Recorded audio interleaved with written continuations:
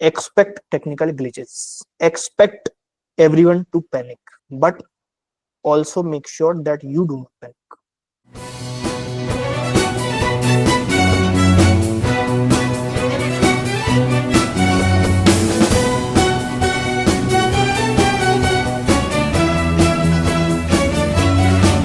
अब आपको मैं कुछ चीजें समझाता हूँ, वैसे आप उस हिसाब से स्ट्रैटेजी में लिखेंगे। क्या आपको ये अपडेटेड न्यूज पता लगी? मुझे भी बहुत रिसेंटली ही पता लगी है कि पैटर्न में 30 क्वेश्चंस कम हो चुके हैं। ठीक है, क्या नेगेटिव मार्किंग इंट्रोड्यूस हुई है या फिर अभी भी वैसा ही है? अभी भी मेरे हिसाब से तो नेगेटिव मार्किंग नहीं हुई है, वो ऑल पॉजिटिव है। ठीक, तो एक चीज आपको श्योर होना चाहिए कि तुक्का पूरा भारत देश मारेगा, फ्लूक्स, समझे इस बात को? हर इंसान मारेगा। और यहाँ पर फिर अब वो वाला गेम हो जाता है कि it is 90% what you actually know and 10% के कितने अच्छे तुक्के मार सकते हो। ठीक, तो जहाँ जिस एग्जाम में नेगेटिव मार्किंग का सिस्टम नहीं होता है, वहां पर फिर आपका एक तो पूजा कितनी करके गए हो वो डिपेंड करता है, और दूसरा आपकी एबिलिटी कैसी तुक्के मारने की वो डिपेंड करता है। अब हम इस पे पहले नॉलेज वाला पार्ट देख लेते हैं कि हम अपने हिसाब से 90% कैसे पहुंच सकते हैं एमएचसीटी। एमएचसीटी में आपको कुछ चीजें याद रखने की जरूरत पड़ेगी। सबसे पहले कि वो चाहते नहीं है कि महाराष्ट्र के बाहर का बच्चा आए उनके कॉलेज में। ठीक है, that is the harsh reality. You are competing with that छोटा सा जनरल का सीट या फिर जो भी है। ठीक है, तो अब अगर चाहते नहीं है तो हम उतना वर्दी कैसे बनेंगे? बहुत आसान है, बहुत ज्यादा आसान। ठीक है, तुम्हारा कंपटीशन मराठी जो या महाराष्ट्रियन सीट्स हैं उनसे तो है ही नहीं, क्योंकि तुम बाहर के हो मेजरली। ठीक, कौन कौन महाराष्ट्र का है जो एमएचसीटी में फॉर्म भर रहा है? तो आपको थोड़ी सी कम मेहनत करनी, मतलब ऐसा करनी तो है ही, मतलब उस महाराष्ट्र के लोगों में भी कंपटीशन है। क्या पता तुम अपने ही शहर के लोगों से हार जाओ, कुछ भी हो सकता है। बट हम क्या करेंगे कि हम मेहनत तो पूरी बराबरी करेंगे। अब यहाँ पर क्या है, मेहनत को करना कैसे एग्जैक्टली exactly? आपका majority of the course done है, इसमें legal aptitude, logical reasoning, general knowledge, current affairs and English आ रहा है। यही आ रहा है जो पैटर्न है। ठीक, एमएचसीटी में। अब अगर मैं बात करूं, जो आपने अभी जहां तक जो भी देखा होगा, कभी भी पास्ट ईयर पेपर्स नहीं देखे होंगे, हमेशा सैंपल पेपर्स देखे होंगे एमएचसीटी के, क्योंकि it has always always been TCS का एक प्लेटफॉर्म होता है सॉफ्टवेयर का, जो टाटा कंसल्टेंसी बनाता है प्लेटफॉर्म, उस पर पेपर होता है, कंप्यूटर बेस्ड होता है पूरा का पूरा। ठीक, तो अब इसमें आपको क्या देखना है कि क्या आपको बीइंग फ्रॉम महाराष्ट्र या फिर not being from Maharashtra, Maharashtra की जीके पता है? वो एक्सपेक्ट करते हैं कि आपको थोड़ा बहुत महाराष्ट्र के बारे में पता हो। मेरे पास बहुत सारे स्टैटिक जीके के क्वेश्चंस बने रखे हैं। इनफैक्ट अभी पिछले हफ्ते मैंने ही बनाए महाराष्ट्र की जीके के ऊपर। मैं यूट्यूब पर इसको लाइव या फिर शेड्यूल कर दूंगा लाइव, जब भी जैसे भी। क्या आप लोग वो सेशन अटेंड करेंगे या वो वीडियो देखेंगे कायदे से? क्योंकि वो बहुत इंपॉर्टेंट है अगर आप एमएचसीटी की बात कर रहे हो। 13 दिन बचे हैं, इस 13 दिन में जितना फोकस्ड कंटेंट कंज्यूम कर पाओगे उतना ज्यादा बेटर है। क्योंकि 10 लोग 10 मैराथन 10 10 घंटे की निकालेंगे, तुम्हारे पास ये है कि भाई क्या करूं इस टाइम।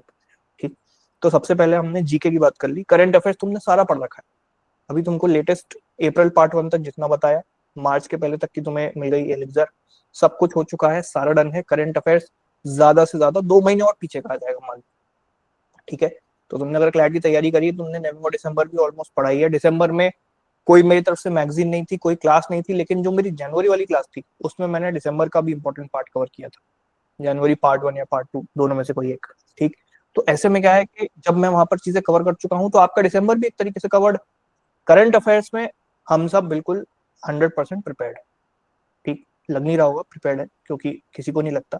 मैं आज पेपर देने चला जाऊं मुझे भी नहीं लगता, क्योंकि करंट अफेयर्स ऐसी चीज है, कब क्या कहां से उठ के आ जाए तुम्हें नहीं पता। अब स्टैटिक जीके पे चलते हैं। स्टैटिक जीके में तुमने अगर थोड़ी बहुत मेडिवल हिस्ट्री रिवाइज नहीं करी हो तो उसको कर लेना।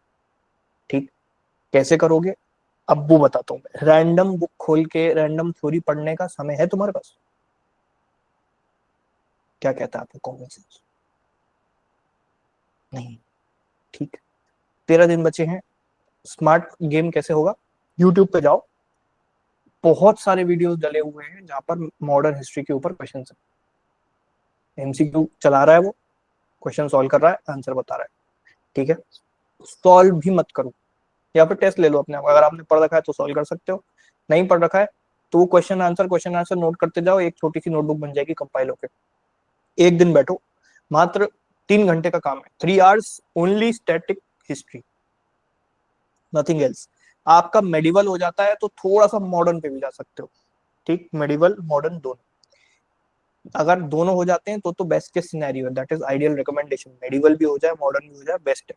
इन दोनों के क्वेश्चन चला लो, 10 एजुकेशनल प्लेटफॉर्म्स हैं, 10 जगह 10,000 क्वेश्चन आपको मिल ही जाएंगे। स्टैटिक ये हो गया हिस्ट्री वाला पार्ट। इसके अलावा साइंस इतना ज्यादा पूछता नहीं है एमएचसीटी, वो आपसे पूछेगा महाराष्ट्र की जीके थोड़ी। महाराष्ट्र की जीके वाला वीडियो मेरे पे छोड़ दो, कहीं जाने की जरूरत नहीं इधर उधर। तुम पता चला महाराष्ट्र के स्टेट ऑफिसर्स वाला एग्जाम में घुस गए, ठीक है, कि उधर की पब्लिक सर्विस कमीशन हो गया, और वो पटवारी वटवारी के एग्जाम, बैंक पीओ महाराष्ट्र के अंदर जो सारे सरकारी एग्जाम तो होते ही होंगे महाराष्ट्र के अंदर, तुम उसकी तैयारी में घुस गए। बिल्कुल ऐसा नहीं, उतना नहीं जाना। जितनी बेसिक मैंने प्रिपेयर करी है, खुद क्वेश्चन प्रिपेयर करें, खुद आंसर बता दूंगा, खुद वीडियो बता दूंगा, आप सब उतना ही पढ़े बस, महाराष्ट्र की जितने आपको पढ़नी। एक सब्जेक्ट डन है, हो गया खत्म, ठीक। लीगल एप्टीट्यूड की बात कर रहा हूँ। लीगल एप्टीट्यूड आपने, क्योंकि आपके बैच में था नहीं, तो आई एज्यूम कि आपने कहीं पहले से पढ़ा होगा, ठीक। जिन्होंने विक्ट्री में पढ़ा है उन्होंने पढ़ा ही है। तो अब लीगल आपकी अगर डन है तो लीगल का मैं पैटर्न बता दूं, बहुत ईजी आती है वो, पैसेज वाली क्लैट बेस नहीं आती है। पहले ही आपने अगर कहीं मॉक वगैरह देखे होंगे तो आपको पता लग गया होगा कैसी लीगल आती है। एक प्रिंसिपल दिया रहता है, सिर्फ गोल्डन रूल ये है, जो ऊपर लाइन लिखी है उसके अलावा कुछ भी दिमाग नहीं लगाना है, वही आंसर है, ठीक। प्रिंसिपल फैक्ट्स वाले क्वेश्चन कैसे होते हैं कि अगर मैं किसी की कंसेंट के बिना डिसऑनेस्ट इंटेंशन के साथ कोई चीज उसके पोजीशन में से उठा के ले जाऊंगा तो ये क्या कहलाएगा? थेफ्ट है, है। ठीक। आपको पता है कंसेप्ट, नहीं भी पता है तो तुम्हें वहां दिया हुआ लीगल का प्रिंसिपल ये बोलता है। अब नीचे बनेगा एक सिचुएशन, वो भी 4 से 5 लाइन का बनेगा, क्योंकि बहुत इजी लीगल रहती है एमएचसीटी की। एमएचसीटी अगर आप पेपर देने जा रहे हो, अपने आप को 10 बार ये बोल के जाओ कि मैंने जिंदगी में आज तक जितने मॉक दिए हैं, जितने पेपर दिए हैं, उससे ये पेपर इजी आएगा, ठीक। हमेशा ही ऐसा रहा है, हिस्ट्री ही ऐसी एमएचसीटी। इनफैक्ट एनी ओलिट जो अभी कुली का पेपर दे के आए, क्राइस्ट वाला कोई लेके आया यहाँ पे क्राइस्ट का पेपर, आपको बहुत चीजें ऐसी लगी होंगी कि यार ये तो बहुत ही बच्चों वाली है। कोई अग्री करेगा इस फैक्ट से या फिर मैं गलत बोल रहा हूँ? ये तो यार बहुत इजी टू डू थिंग, ऐसी वाली इस तरीके की। क्योंकि क्लैट आपने तैयारी करी है यूपीएससी की, स्टेट पीएससी नहीं निकल पाओगे क्या उसके बाद? ये वैसे बहुत आपने देखा होगा जो यूपीएससी की तैयारी करे आते हैं वो कहीं ना कुछ तो बन ही जाते हैं, किसी बैंक में सिलेक्ट हो गए, कहीं पीओ बन गए, कहीं कुछ हो गए, ठीक। तो ऐसा, तो ये पेपर्स जो रहते हैं ये, इनका लेवल हमेशा क्लैट से कम रहेगा। क्लैट बराबर ही बच्चे चाहिए रहते हैं, तो इनके या तो कॉलेज अच्छे होते, या तो इनको क्लैट जैसे, ये क्लैट का पेपर बनाने लगे इनके पास बच्चे नहीं आ पाएंगे, क्योंकि जिसका क्लैट निकल गया वो भी ये पेपर दे नहीं रहा है, ठीक। और जिसका नहीं निकला या फिर जो इस स्टेट से बिलोंग करता है, उन वो कॉलेजेस में इतनी पोटेंशियल नहीं है कि हम इस आईक्यू के बच्चों को डील भी कर पाएंगे, ठीक है। तो वो इसीलिए पेपर इजी। और एक बात और है, हर एग्जाम का एक बिजनेस पर्सपेक्टिव भी होता है, एज इन स्लैट की मैंने आपको एक बार बताई थी, सिम्बायोसिस का पेपर इजी क्यों आता है? 2 स्टेज में दूसरे वाले में तो उन्हें छाट के हटा नहीं है आपको, जो पीआई वाला स्टेज होता है। लेकिन जो स्लैट का पेपर होता है, क्वेश्चन पेपर, वो इजी रहता है, बहुत इजी। क्यों? क्योंकि अगर टफ रख देंगे तो फॉर्म कौन भरेगा अगली बार से? ये फॉर्म एक्स्ट्रा भरे कैसे जाते हैं? या तो ब्रांड हो, क्लैट कितना बड़ा ब्रांड है, सबसे बड़ा ब्रांड है, कि बस नाम से बिकता है, कि झक मार के जिसको लॉक करना होगा एक एग्जाम तो वो देगा ही देगा, वो है क्लैट। सिवाइस का पेपर कोई क्यों भरेगा? कॉलेज तो जो है वो है, लेकिन पेपर डुएबल है, सीयूईटी डुएबल है, ठीक। एमएचसीटी डुएबल है। डुएबल कब बनता है पेपर? जब वो इजी क्वेश्चन देते हैं। कट ऑफ वट ऑफ तो कौन देख रहा है, हाई जा रहा है लो जा रहा है, तो बच्चे को चाहिए रहता है डुएबल पेपर बना के तो हमें फील गुड तो हो कम से कम, बाहर आने। तो ये रहता, ठीक। तो पैटर्न ऐसा है, सीधे आएगा एक प्रिंसिपल, सीधा निकलेगा उससे फैक्ट, उसी से निकल के आएगा, और उसी के बेस पर आंसर होगा। यहाँ पर आपकी एक सबसे बड़ी जो दुश्मन है क्लैट की जब आप तैयारी करते हो, उसमें क्या है, वो ये है कि आप 2 ऑप्शन में कंफ्यूज हो जाते हो। ये करूंगा कि वो करूंगा, ये आंसर होना चाहिए कि वो आंसर होना चाहिए। That is because you have इससे मैप करने के लिए इतना बड़ा पैसेज, इसलिए कंफ्यूज होते हो कि ये चार ऑप्शन मुझे जो टिक करने हैं, जिन दो में मैं कंफ्यूज हो रहा हूँ लास्ट में जाके, उसके ऊपर इतना बड़ा पैसेज है कि कहीं भी पता नहीं क्या हो जाए सही। ठीक है। अब जब आपके पास चीज ही कम है, मतलब ऊपर भी छोटा सा फैक्ट है, छोटा सा प्रिंसिपल है, तो आपको फिर वो ऐसा ऑप्शन ही नहीं बनता कि आप उसमें कंफ्यूज हो। लीगल बहुत इजी है, बस जब तक आप इंसान खुद से ये नहीं बोलेगा ना कि हो जाएगा, all is well, all is well, वो आल फंडा है यार। अपने आप को बेवकूफ बना के जाना है। बेवकूफ क्या, सही बता रहे हो, लेकिन तुम्हारा दिमाग मानने को रेडी नहीं होगा, तो क्योंकि तुम लोग चोट खाए बैठे हो 1 दिसंबर की, इतनी बुरी गिरे हो। ठीक है। तो वो जख्म अगर पपड़ी उपड़ी जम गई हो तो हटा लो, हो गए वो जख्म शांत।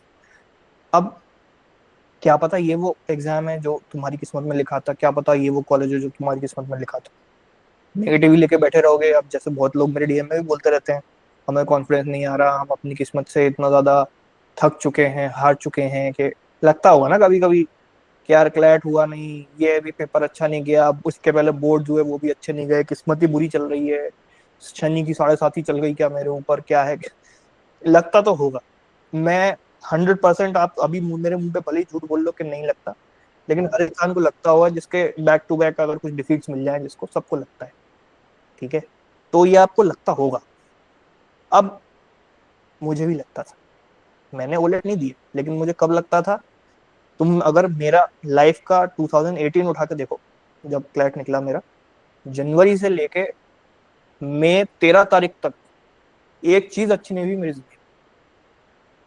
बोर्ड के पेपर में, पेपर बहुत अच्छे जो दो गए थे, वो दो पेपर लीक हो गए, वो दो पेपर वापस से कंडक्ट हुए। सीबीएसई ने पहली बार, मेरे तो जितने इतिहास में देखा मैंने, बोर्ड एग्जाम पहली बार हुआ, दूसरी बार मतलब 2 बार। इकोनॉमिक्स का पेपर और एक और कोई सा था, इंग्लिश था कौन सा। ठीक है। तो मैंने कहा यार, इतनी मेहनत से जनवरी से पढ़ रहे हैं बैलेंस करके, इतनी मेहनत से 100 नंबर वाले बिल्कुल ऐसे मैं एक्यूरेट पेपर देके आया था कि 100 ही आएंगे।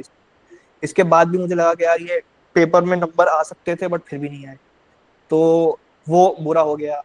लास्ट में जाते आते मॉक स्कोर तो बहुत बाद में इम्प्रूव हुआ है, शुरू में तो मैं रो ही देता था मॉक स्कोर देख के अपने, कहा जा रहा है कैसा हो रहा है, ना क्लैट में ढंग से तैयारी चल रही है, ना प्री बोर्ड में नंबर है, क्योंकि जाने नहीं प्री बोर्ड में तो नंबर कहाँ से।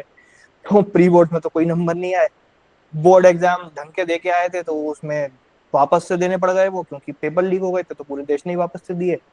एलेट का पेपर में दे के आया, एलेट के पेपर में मैंने तो बहुत बार अपना ब्लंडर बताया ये क्या हुआ था।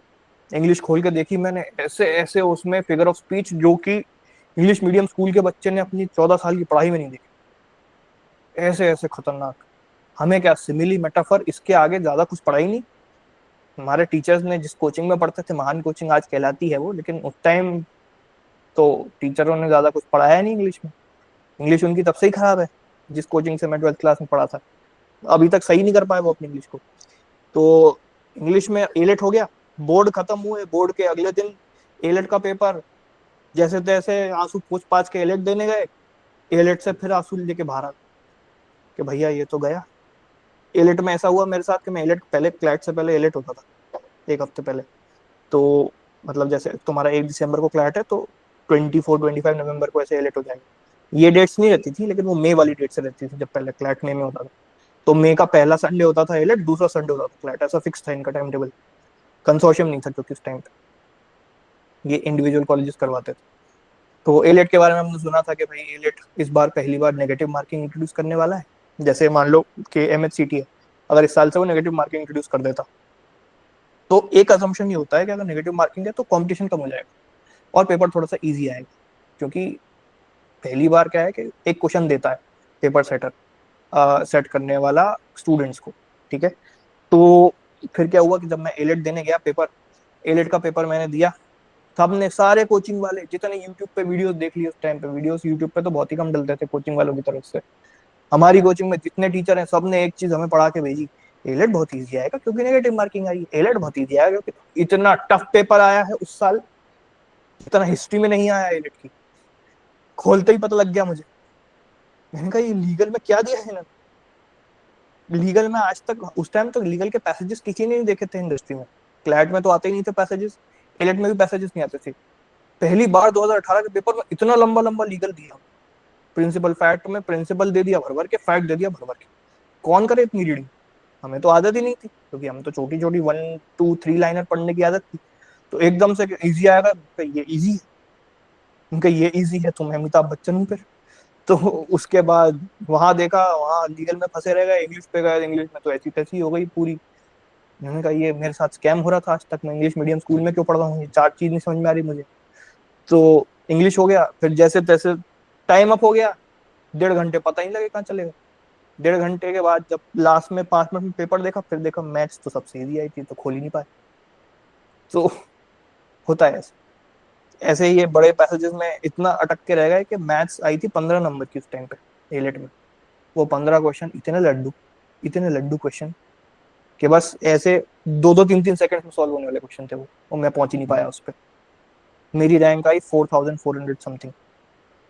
क्लैट के पहले उन्होंने रिजल्ट भी निकाल दिया एलेट का। मैंने कहा यही बचा था अब देखने के लिए, अब क्या बचा है मेरी जिंदगी में, सब कुछ ही खराब हो रहा है जनवरी से लेके अभी तक। बोर्ड भी गए, एलेट का पेपर भी खराब, एलेट का रिजल्ट भी खराब। और जिसकी 4400 समथिंग आ जाए उसको तुम अब क्या सोचो एलेट क्लैट में क्या होता। तो फिर उसके बाद मैं क्लैट देने गया, क्लैट का तुम पता ही, शुरू के 15 मिनट में और दिमाग खराब। मैंने कहा ये तो साल ही बर्बाद है, मेरा कुछ नहीं होने वाला, मेरे साथ पता नहीं क्या होगा, मेरी ही किस्मत खराब चल रही है, मैं ही बुरा हूँ, पता नहीं वो टर्न अराउंड जो मैं अपनी लाइफ में ढूंढ रहा हूँ वो कब आएगा। लेकिन वो आया। वो आया उसके 15 दिन बाद, जब रिजल्ट आया मेरा क्लैट का। मैंने कहा ओ, फाइनली। तो मैं जब रिजल्ट देख रहा था, तो मैं अकेला था, मतलब मम्मी पापा नीचे थे, मैं ऊपर बैठा था।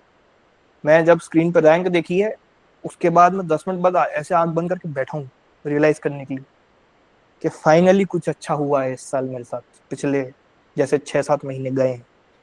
वो हार्दिक पांड्या को देखा था आपने, वो वर्ल्ड कप जीतने के बाद जो स्पीच दी थी उसने, मेरा पूरा 6 महीना ऐसा गया है कि मैं ही जानता हूँ कैसा गया है। नहीं, आंसू तो नहीं आए, एक थोड़ी सॉफ्टवेयर ग्लिच है मेरे अंदर, आंसू नहीं निकल पाते बस। बात ही है, क्या कर सकते हैं। 4 बार मैयतों में भी भूखा है, वहां भी नहीं निकल पाए। तो अब मैं रैंक देख के क्या देखूं, तो निकल ही नहीं पा रहे हैं। वही बात। ठीक है, अब वो उसका कुछ नहीं कर सकते। आप अपने सिंगल डिजिट रैंक दिखा के आंसू निकलवा दीजिए मेरे, तो खुशी के आंसू निकाल लेंगे अपन। ठीक है। तो अब चलते हैं वापस। तो बात यही है कि आपको अपने ऊपर कॉन्फिडेंस लाना पड़ेगा कि पेपर इजी आएगा, मैं कर लूंगा, मैं कर लूंगी। कुछ तो ऐसा है जो मेरे लिए बना हुआ है। हर एग्जाम को ऐसे ही लेके जाओ। इमेजिन करो अपने आप को कि तुम जीएलसी में हो, इमेजिन करो तुम आईलेस में बैठे हो। ये दो कॉलेज ढंग के फिलहाल तो है ही नहीं वैसे। ठीक। ये दो कॉलेज अच्छे हैं, आईलेस पुणे बढ़िया कॉलेज है। वो कौन सा, फर्ग्यूसन रोड है, एफसी रोड वहाँ है शायद वो आईलेस पुणे। तो वहाँ है। साक्षी को बताओ, तुम तो पुणे से ही हो ना? कहाँ से? पुणे के पास सोलापुर बोल के गाँव है, राजू। अच्छा, ठीक है। तो हाँ, मतलब मैंने देखा है वो कॉलेज, मैंने जीएलसी अंदर से देखा। ऐसा कुछ खास खास इंफ्रास्ट्रक्चर तो नहीं है उन कॉलेजेस का, बट नाम और एलुमनाई बेस बहुत बड़ा है। अगर आपको नहीं पता हो तो एक बार बस गूगल पे जीएलसी एलुमनाई बेस देख लेना। जिनका कल बर्थडे था वो भी वहीं से पढ़े। ठीक। तो इतना पुराना कॉलेज है। लोकेशन बहुत बढ़िया, क्राउड बहुत बढ़िया, बच्चे भी बहुत बढ़िया आते हैं जीएलसी में, पूरे देश भर में से आते हैं अच्छे खासे। और फैकल्टी बहुत अच्छी है, लोकेशन बहुत अच्छी है, और आपको वहां पर रनिंग इंटर्नशिप्स करने का भी का मतलब वो मिलता है मौका। रनिंग इंटर्नशिप्स क्या होती हैं, एक बार वो समझते हैं। रनिंग इंटर्नशिप का मतलब ये है कि क्या आप अपने कॉलेज से जल्दी से फ्री होकर, सामने हाई कोर्ट है वहां पर इंटर्नशिप करने जा सकते हो। सामने ही वकील बैठते हैं, सामने ही उनकी चेम्बर है, मतलब थोड़ा सा चलना है 100 200 मीटर। बॉम्बे हाई कोर्ट कितना बड़ा माना हुआ हाई कोर्ट है, कितना ऐतिहासिक जजमेंट देने के लिए फेमस। तो बॉम्बे हाई कोर्ट वही है, बिल्कुल 100 200 250, मैक्सिमम शायद 500 मीटर है। तो वहां पर आप क्या है कि अपना कॉलेज निपटाओ, कॉलेज की यूनिफॉर्म में चले जाओ, फिर वहां से शाम तक पूरे उनके चेम्बर में बैठो, या जो जैसा है काम दे देते हैं वो, फिर अपने रूम आ जाओ। ऐसे करते करते आप कॉलेज के साथ साथ इंटर्नशिप कर सकते हो। तो टेक्निकली आप अगर 10 सेमेस्टर में 10 बार इंटर्नशिप कर रहे हो तो 10 तो यही हो गई, इसके अलावा 5 और जोड़ लो, 15 इंटर्नशिप में तो नौकरी मिल जाएगी कहीं। तो ऐसा होता है काम, अगर आपको करने का जज्बा है तो आप जीएलसी में बहुत अच्छे से कर सकते हो। किसी भी तरीके की तैयारी, किसी भी कॉम्पिटेटिव एग्जाम की जीएलसी में अच्छे से हो जाती है, बिकॉज जीएलसी का curriculum is one of the most relaxed curriculum in the entire country. ये एक यूनिक कॉम्बो है, प्लेसमेंट नहीं मिलती जीएलसी में, वो बात आपको क्लियर रखनी है, लेकिन प्लेसमेंट बाहर से खुद लेने का बहुत मौका मिलता है, बिकॉज जीएलसी में आपको खाली टाइम बहुत मिल रहा है। ठीक, टीचर आए नहीं आए हो गई छुट्टी, जाओ भाई, अब तुम्हारे ऊपर है, सामने जुहू चौपाटी भी है, वहां चले जाओ। जुहू तो नहीं है, वो कौन सी चौपाटी है वो, जो भी चौपाटी है, तो मरीन ड्राइव है, किसी गले में हाथ डाल के बैठ रहो, तुम्हारी मर्जी। या फिर उस तरफ हाईकोर्ट भी है, वहां चले जाओ। ठीक है, मरीन ड्राइव पर तो मैंने अकेला इंसान कोई नहीं देखा बैठे हुए, हमेशा या तो यहाँ या तो यहाँ, कुछ तो है ही। लड़के लड़की, लड़का लड़का, लड़की लड़की, कुछ तो है ही वहाँ। ठीक है, तो हर तरीके के आपको दिख जाएंगे मरीन ड्राइव। अब आते हैं back to topic. Logical reasoning में आपको बस एक चैलेंज मिलेगा, जो कि मिलेगा एनालिटिकल रीजनिंग। आप सभी के पास राघवेंद्र सर की क्लासेस का एक्सेस है, वो पूरी की पूरी सफिशिएंट है, उसके अलावा कहीं नहीं जाना, कुछ नहीं करना। स्पेशली इनपुट आउटपुट थोड़ा ज्यादा आता है। अब आपको ये लग रहा है कि हमारी इतनी प्रैक्टिस नहीं हुई है, तो उन्होंने बुक बताई थी R S Agrawal, input output के सारे क्वेश्चन लगा लिए, इनपुट आउटपुट हो गया और पजल्स हो गए, ये आपको करने ही करने हैं। ठीक, उसके बाद बचता है इंग्लिश, अगेन वेरी इजी, कोई खास पैसेज बेस्ड नहीं आता एमएचसीटी में। एमएचसीटी सिर्फ आपसे grammatical question, vocabulary based question, arrange the parajumble type question, sentence correction के today is the I my birthday birthday, इसमें क्या गलत है बताओ, ये ग्रामेटिकल आपसे पूछ लेगा कि क्या गलत है। ठीक, आर्टिकल की गलती है, या फिर वो बता देगा कि इसको हम कैसे अरेंज कर दें कि सही सेंटेंस बन जाए। कोई ऐसा है जो यहाँ हिंदी मीडियम से पढ़ा है?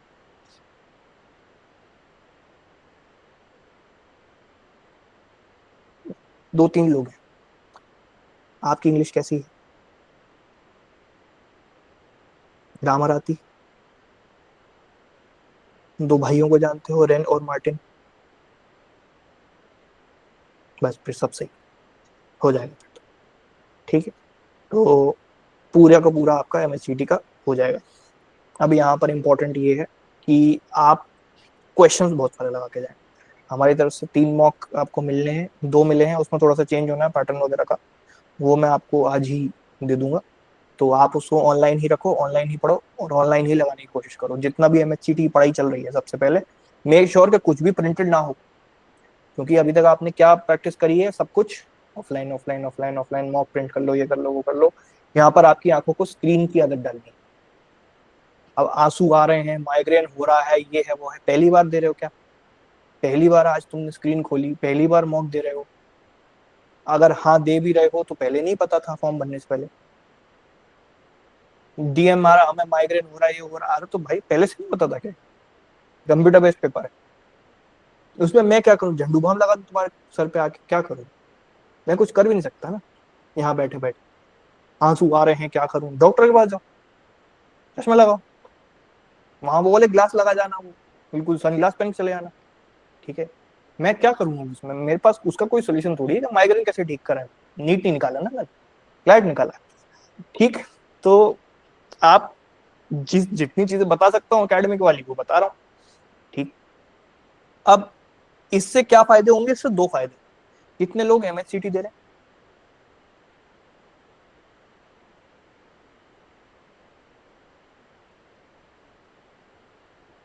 32। और उठाओ अगर और लोग हैं तो। एमएचसीटी फॉर्म भर दिया सबने? कोई ऐसा तो नहीं कि बिना फॉर्म भरे सबने देख रहे हैं? एक था पिछली बार, क्लैट के फॉर्म की डेडलाइन क्या थी पिछली बार, कुछ नवंबर के मिड की समथिंग की थी शायद, नवंबर मिड या अक्टूबर मिड की। वो बंदा वो डेडलाइन के 2 दिन बाद बोल रहा है सर मुझे क्लैट देना है। मैंने बोल दिया क्लैट 26 अब तो 25 का तो स्कोप ही खत्म हो गया। तो आप अगर ऐसे हैं, ऐसे अपनी सजा के बैठे हैं, तो अलग बात है। ठीक है, तो चलो नीचे कर लो हाथ। अब वो लोग बताओ जो इसके साथ साथ सीयूईटी भी दे रहे हैं, उसका फॉर्म क्लोज हो गया क्या? सीयूईटी हाँ भैया क्लोज हो गया वो। हो गया सर। क्लोज हो गया है। भर दिया ना तो वो? हाँ भैया बढ़ हाँ। गया। कितने हैं? 30। 30 बच्चे, बाकी 30 क्या कर रहे हैं, क्यों बैठे हैं? 60 लोग बैठे हैं, क्या करने बैठे हो आप? क्लैट देने? उसकी स्ट्रेटेजी नहीं है ये जो बताने जा रहा हूँ। गलत जगह आ गए हो। ठीक, तुम तो कागज वाले हो, ये हैं बेचारे आंसू निकल रहे जिनकी, रात में सोते हैं तो आंसू निकलते हैं, सुबह मौक देते हैं तो आंसू निकलते हैं, क्या करूं। ठीक, तो अब आप अगर एमएचसीटी की तैयारी कर रहे हो, लेट्स जंप टू सीयूईटी। एमएचसीटी सबको क्लियर अच्छे से? अनम्यूट करके बताओ। यस भैया। हाँ भैया। यस भैया। हाँ जी भैया। हाँ जी भैया। भैया बिफोर में जो जंपिंग टू सीयूईटी, ठीक है। बिफोर जंपिंग टू सीयूईटी, मैं बस एक चीज और क्लियर करूं कि आपके पास कितने दिन, 13 दिन बचे हैं अपने हिसाब से, 11 मान के चलो, 2 दिन हटा दो अपनी टाइमलाइन में से। ठीक, आपको नहीं पता कि क्या पता कभी आपको बर्नआउट हो जाएगा, दिन छुट्टी लेनी पड़ जाए या मन ना हो। ठीक, कुछ भी हो सकता है। तो अब यहाँ पर हमको क्या करना है कि 11 दिन अगर हम अपने लेके चल रहे हैं, what should be your schedule for the 11 days. आपको पूरे 11 दिन पूरी दुनिया भर से कट ऑफ हो जाना है। नंबर 1, ये ऐसे देना है जैसे आपको वो रात याद है 30 नवंबर की, स्लीपलेस, नींद ही नहीं आ रही, उसके बाद रैंक ही नहीं आ रही, तो वो रात तो याद होगी। क्या आपको उस रात क्लैट के पेपर के अलावा कोई दूसरा ख्याल आया कि ये भी होता है वो भी होता है, ऐसा कुछ? क्योंकि हमारी लाइफ का अभी तक का सबसे बड़ा अटेम्प्ट था हमारे सामने उस दिन, अगले दिन जो होने वाला है। क्या हम ऐसी 11 रातें और देख सकते हैं?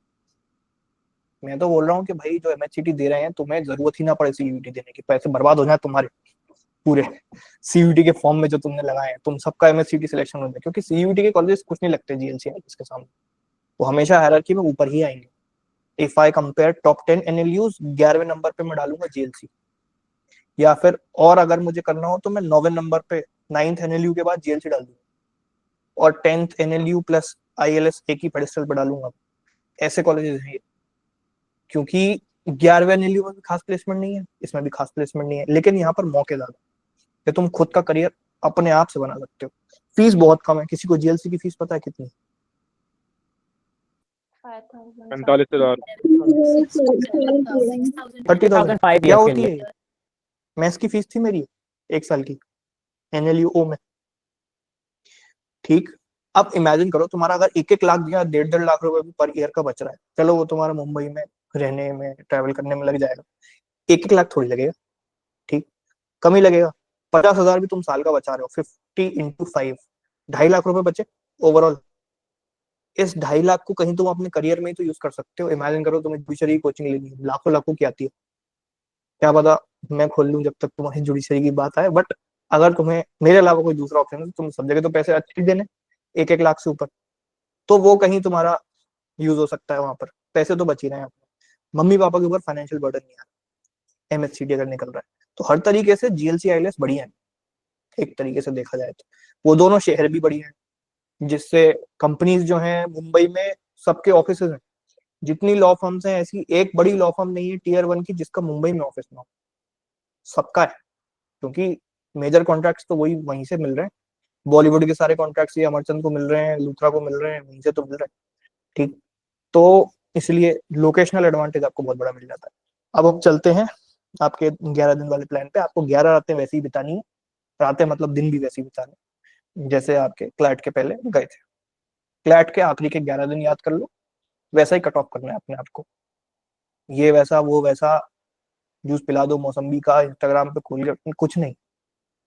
ठीक, गन्ने का जूस 2 ग्लास 20 रुपए, तो जो भी है आपका ये सब आप बंद रखें। ठीक है, कोई दोस्त भी बात करना चाह रहा हो तो सबको क्या डेट देनी है, 28 के बाद बात करेंगे। क्लियर? आपका वो लाइफ का अगेन सबसे बड़ा पेपर आ रहा है आप सामने। आपको क्लाइंट देना हो नहीं देना हो कोई फर्क नहीं पड़ता, लेकिन अभी सामने 11 दिन बाद सबसे बड़ा पेपर आपकी जिंदगी का, और सबसे डुएबल पेपर भी है, मैं लिख के दे रहा हूँ, क्योंकि आपको आती हैं चीजें।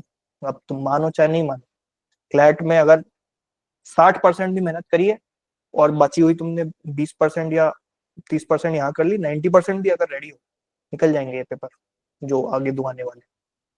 ठीक है, इसमें 100% चाहिए भी नहीं रहता, 90% में निकल जाता है। ठीक है, अब हो गई ये बात। ठीक, तो 11 दिन में क्या करना है? सबसे पहले मेक श्योर शुरू के 3 दिन, 11 में से 3 हटा दिए, starting 3 days, starting from tomorrow. ठीक है, परसों से नहीं कि नहीं आज स्ट्रेटेजी बनाई है, 2 दिन जरा हजम करें इसको, कल से ही चालू करना है। जो और ज्यादा कॉम्पिटिटिव एडवांटेज लेना चाह रहा है वो सेशन के बाद से कर ले चालू। आपको कितने सब्जेक्ट बताया मैंने? 4। ठीक, 4 के ही अंदर थोड़ी बहुत भी मैथ्स भी आ गई लॉजिकल के अंदर ही, तो ये चारों सब्जेक्ट्स क्या आप अगले 3 दिन में फुल रिवाइज कर सकते हो, जिससे आप टेस्टिंग मोड पे जा पाओ। पढ़ाई तो चल ही रही होगी, मैं अज्यूम करता हूँ। नहीं चल रही तो मेरी गलती नहीं, आप ही की है। ठीक है, तो अगर पढ़ाई चल रही है तो 3 दिन में रिवीजन हो जाएगा बहुत अच्छे से। ठीक, एक हो गया 3 दिन वाला। अब बच्चे अपने पास 8 दिन। इस 8 दिन मॉक्स लगाओ, एनालिसिस करो। मॉक्स नहीं है तो इधर उधर भटको मत के, मॉक नहीं मिल रहे, मॉक नहीं मिल रहे, मॉक नहीं मिल रहे। आधे लोग इसी में बिजी हैं, दुकानों दुकान घूम रहे हैं, कोई इतने का मॉक दे रहा है, कोई इतने का मॉक दे रहा है, मॉक ले लूं, मॉक ले लूं, मॉक ले लूं। ये बाजार निकलने का समय है। टेलीग्राम पे, व्हाट्सएप पे, इधर कोचिंग जा उधर कोचिंग जा, ये बाजार घूमने का समय तुम्हारा आखिरी 11 दिन नहीं है बिल्कुल भी। 3 मॉक मेरी तरफ से, तीनों भी फाइल्स तुम्हें सही वाली एग्जैक्ट पैटर्न की मिल जाएगी। ठीक है, तीसरा मॉक अपना कब है? शायद अभी संडे को ही है, जो भी है, जैसे भी तीसरा वाला भी तुमको मिल जाएगा तब तक। तीसरा मॉक शैल बी और 2 दिन पहले वाला काम। MHCT 28 को है, 26 को MHCT का मॉक तुम्हें उठाना है। भले ही मेरी तरफ से तुम्हें कल मिल जाएगा मॉक नंबर 3 जो MHCT का है, लेकिन उठाओगे तुम उसको कब? 26। ठीक है, वो तुम्हारा last nail in the coffin होगा फॉर MHCT। वो मॉक तुमने उठा लिया, तुमने सॉल्व कर लिया, सब हो गया। तब तक क्या करना है? Question question question question. Logical reasoning आती है, भर भर के प्रैक्टिस चाहिए। उधर तुम्हें सेकंड सेकंड में क्वेश्चन सॉल्व करने, जब तक प्रैक्टिस नहीं होगी तब तक नहीं सॉल्व हो रही। वहां तुम भूल जाओ, तुम्हारा कंपटीशन वो लोग हैं जिनकी क्वेश्चन पढ़ते ही पेन उठाने की जरूरत नहीं पड़ती है, जिनको वो हवा में सॉल्व करके सीधे आंसर निकाल के आगे बढ़ जाते हैं। तो वो कैसे होता है? भर भर के प्रैक्टिस करनी पड़ेगी। तो ये 8 दिन है, it is always and only practice. ये प्रैक्टिस भर भर के अगर आपके पास है, मैं वीडियोस कंटिन्यूसली निकालता जाऊंगा। 8 दिन का आपको एक वीडियो मिलेगा। कहाँ मिलेगा? कौन से चैनल पे? अपने चैनल। शाम को आ जाएगा, 7-8 बजे एवरेज टाइम है, इसी टाइम आपको वीडियो आ जाया करेगा। हर दिन का कंटेंट MHCT स्पेसिफिक ही रहेगा। तो आप 11 दिन मेहनत कर रहे हो, आपके साथ मैं भी कर रहा हूँ। मेरे पेपर हैं एंड से 21 तारीख से। ठीक है, तो 21 से तो नहीं, वो शायद पहले हो गए थोड़े, डेट मुझे कंफर्म करनी पड़ेगी, थोड़ी पहले की डेट है। बट हाँ, तो पढ़ ही रहा हूँ मैं, इतना पढ़ लिया कि डेट ही भूल गए। बट हाँ, है पेपर जो भी है। ठीक, तो मेहनत तो मैं भी कर रहा हूँ 20 पेपर में, तो आपको भी करनी पड़ेगी, क्योंकि मेरी मेहनत बर्बाद हो गई, मेरे को कोई दिक्कत नहीं, आपको ज्यादा दिक्कत हो। ठीक है, तो आपकी हो गई, ये सोच के आप जरा मेहनत करें। ठीक, मेरी मेहनत भी बर्बाद अच्छी नहीं लगेगी मुझे, क्योंकि तुम्हारे लिए तो हो रही है, अपने लिए तो हो नहीं रही। मोनेटाइजेशन तो मेरे चैनल पे वैसे ही बंद है, तो आपको एड वेड तो ज्यादा दिखते नहीं होंगे, ऐसे कोई वीडियो पे खास व्यूज आके हम पैसा तो कमा नहीं रहे। मेहनत तो सारी आपके लिए ही है, जो भी। ठीक, तो अब बात है आगे कि ये पूरे आपको 8 दिन करनी है प्रैक्टिस, फिर आ जाएगा पेपर, बीच में आ जाएगा 26 को आपका मॉक, उसके पहले ही आ जाएगा। बट खोलना उस दिन PDF की चुल मत करना जबरदस्ती के, खोल के देख लूं जरा कैसे क्वेश्चन आते हैं, फिर कुछ और देख लूंगा। ठीक है, नेटफ्लिक्स का एपिसोड नहीं है वो, बस एक और, बस एक और। ठीक है, ऐसा नहीं करना। आपको क्या करना है कि आ गया है मॉक, लेकिन मॉक नंबर 3 किस दिन देने का बोला गया है, उसी दिन देंगे। समझ रहे हो मेरी बात को? समझ में आ रही है मेरी बात? क्लियर है? तो आप वैसे उसको रखो। अब जब ये आपने रख लिया पूरा, 26 को मॉक दे दिया, 26 को ही उसका एनालिसिस करना है। मॉक कितने बजे देना है? 1 बजे दिन के। 1 बजे क्यों? क्योंकि आपके मेजोरिटी ऑफ द सेंटर्स में गर्मी होगी, और कृपया अपने घर का AC चला के ना दे मॉक। हल्का सा पंखा चलाओ और दिमाग खराब होने दो कि कैसा लगता है जब स्क्रीन पे इतनी ब्राइटनेस होती है, ऊपर से गर्मी आती है, ना AC होता है ना कूलर होता है, वो फील कैसी होती है, हाथों में से जब पसीने छूट रहे होते हैं और माउस पे लग रहे होते हैं, वो सारा फील लेना पड़ेगा। सेंटर वाला फील तो अपन ले नहीं पाएंगे, लेकिन 50% तो मैच कर सकते हैं एक्सपीरियंस को। कोई तुम्हारे घर पे बैठ के पेपर दे रहा है क्या? एमएससीटी का पेपर तुम्हारे घर से हो रहा है क्या सेंटर से? सेंटर से हो रहा है ना। सेंटर, अगर तुमने सीबीटी वाले देखे हो, सीबीटी कंप्यूटर बेस्ड टेस्ट वाले, उससे अच्छी तुम्हारे स्कूल की कंप्यूटर लैब होती होगी। तो ऐसा ही होता है, कुछ कर नहीं सकते अपन, समझे। किसी का माउस नहीं चल रहा, किसी की कीबोर्ड नहीं चल रही, किसी का एक क्लिक करो तो दो आगे हो जा रहे हैं। एक्सपेक्ट दीज ग्लिचेस, होते ही हैं। और अगर आपका उस डी डे ऐसा कुछ ग्लिच हो जाए, रोने नहीं बैठना है, कहना है हमारे गुरु के साथ भी ऐसा हुआ था, उसका भी पेपर निकला था उस दिन, हमारा भी निकलेगा, ठीक है। तो कोई दिक्कत नहीं है, कुछ हो जल्दी से इन्विजिलेटर का बोलो। मैं मेरे सेंटर पे जब मेरे साथ हुआ था 13 मई को ये सब 2018 में, आसपास लड़के लड़कियां, लड़के ऐसे फूट फूट के रो रहे हैं। मैंने कहा मैयत क्यों बना रहे हो इसको, एक मौत हो गई किसी की, क्या हो रहा है? उनका 2-3 मिनट ही तो लॉस हुए तुम्हारे। मेरी जिंदगी बर्बाद हो गई, मेरी मम्मी ने मुझे घी खिला के, मेरे शक्कर खिला के। मैंने कहा अरे भाई यही सब याद आ रहा है तुझे, दही चक्कर बर्बाद हो जाएगा 20 रुपए का, उनका साल बर्बाद हो रहा है वो याद नहीं है। तो ऐसे ऊट पटांग लोग तुम्हें मिलेंगे वहां सेंटर पे, सब अपने जैसे समझदार नहीं होते, ठीक है। सब अलग अपब्रिंगिंग से आ रहे हैं, सबकी प्रायोरिटी अलग है। किसी का होगा मेरा पेट्रोल बर्बाद हो गया, मेरे पेन की इंक बर्बाद हो गई जो कल खरीद के लाया था 10 रुपए का बर्बाद, तो सबका सब होता है। लेकिन आपको क्या करना है कि आपको बस अपनी थोड़ी पेशेंस मेंटेन करके रखनी है। सीबीटी में बहुत आराम से इस लाइन को लिख लो अपने सामने, लिखो जो बोल रहा हूँ।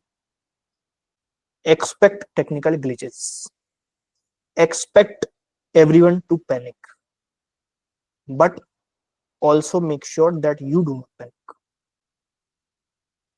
क्योंकि अगर मैं पॉजिटिव सोच रहा हूं लेकिन मैं प्रैक्टिकल चीज भी बता रहा हूं, टेक्निकल ग्लिच हर सीबीटी टेस्ट में होती है। आपके वाले में नहीं हुई तो आप किस्मत वाले हो, ठीक।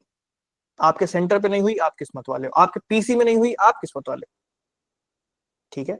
अगर होती है तो ये भी बता दूं मैं, कोई आपको हर्जाना देने नहीं बैठा है, कोई नहीं सुन रहा है आपकी।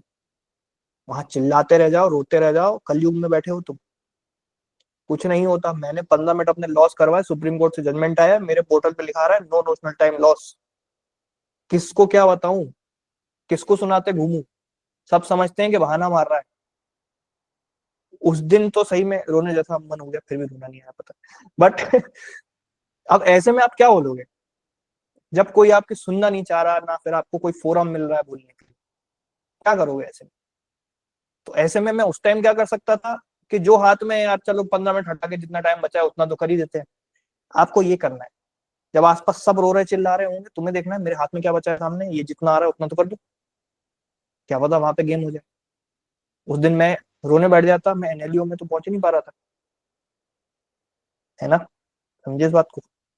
तो ये आपको थोड़ा याद रखना। अब इसके बाद ये बस टेक्निकल ग्लिचेस वाला पार्ट था। इसके पहले मैं एमएचसीटी की पहले थोड़ा, अगर सेशन ना भी ले पाया तो वॉइस नोट्स जरूर भेजूंगा अपने ग्रुप पे, वो सुन लेना, थोड़ा आपको लास्ट मिनट की राहत मिल जाएगी पेपर देने से पहले।